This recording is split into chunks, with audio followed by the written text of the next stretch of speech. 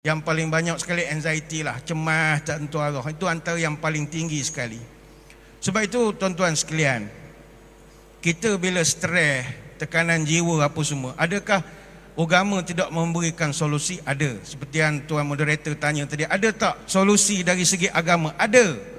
Pernah dalam satu riwayat, Nabi SAW dia berjalan di Madinah, meronda lah, lalu Masjid Nabawi. Kebetulan waktu tu waktu siang, kebanyakan orang pergi kerja, yang ladang pergi ladang, yang meniaga duduk di kedai. Tapi ada seorang sahabat nama Abu Umamah radhiyallahu anhu. Abu Umamah Nabi nampak intai dalam masjid, dia tengah iktikaf seorang pada waktu bukan waktu semayang. Nabi pun tanya, ya Abu Umamah, mali araka jalisan fil masjid fi ghairi waqti salah. Hei Abu Umamah, bapa awak duduk dalam masjid bukan waktu semayang? Awal sungguh iktikaf, zuhur lambat lagi. Apa jawab Abu Umamah? Humumun lazimatni ya Rasul waduyun. Saya tengah stres ya Rasulullah. Banyak masalah ni, bertimpa-timpa kepala, banyak masalah.